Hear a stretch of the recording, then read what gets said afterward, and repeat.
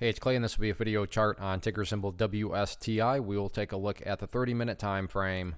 Real quick, what do I mean by 30-minute in case maybe you're new to charts? Instead of each one of these candlesticks here representing 1 day's worth of my price action, which is what you would normally see, each one represents 30 minutes. So while this here may look like several days worth of time, it's actually today's price action broken down into 30-minute time slices. I like to do this time frame. I think it's a good job of telling the quote-unquote story of the price, and then makes mapping out levels of support and resistance a bit easier to see.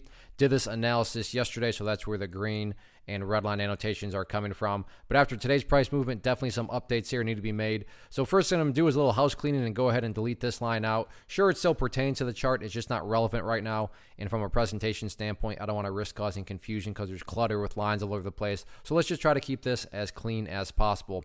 First update, though, that does need to be made comes about from a foundational rule in charting, which states when levels of resistance are broken and closed above, you want to see them act as support. So 0014 was the level of resistance from yesterday's video, but now that the price is broken up above that, it would be one of the newest areas of support.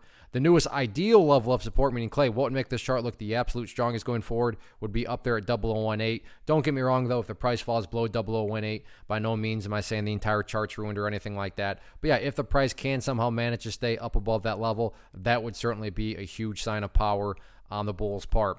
As I talked about in yesterday's video, and we'll continue to talk about taking a step back and looking at things from a big picture point of view, that's where the purple line comes into play, which is the famous 50-period simple moving average, keyword being moving. So as time goes by, that line is going to move itself higher and higher. So a very basic yet highly effective way to judge the health of the move, that right there being defined as quote-unquote the move. Just watch that purple line. As long as the price stays above that line, as the line itself moves higher and higher, then the bulls are in full health, full control, no questions asked. As far as levels of resistance are concerned, looks like you have some right up there around 0023. But in my opinion, resistance levels don't even matter at this point. It's all about building higher bases, because as long as higher lows and higher bases are being built over time, everything else will take care of itself, including breaking levels of resistance. So focus on building those higher lows and then just sit back and let the chart do its thing.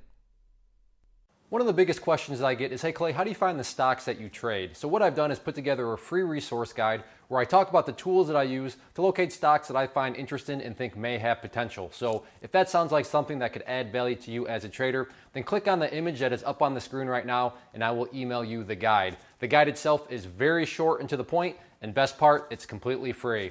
Thanks for watching the video. Let me know if you have any questions.